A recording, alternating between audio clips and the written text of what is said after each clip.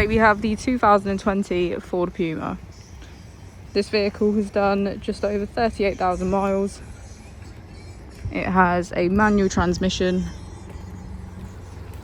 and a petrol fuel type.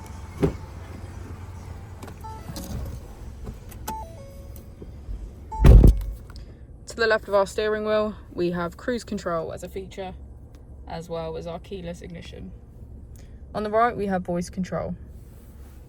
On our screen, we can access 4-pass connect, valet mode and voice control, mobile apps, Bluetooth and navigation.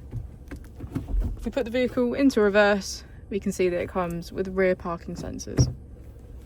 Just below, we have our AC. If we press our mode button, we can switch between normal, eco, sport, slippery and trail. As we go into the back of the vehicle, we can see that it has a full cloth grey interior.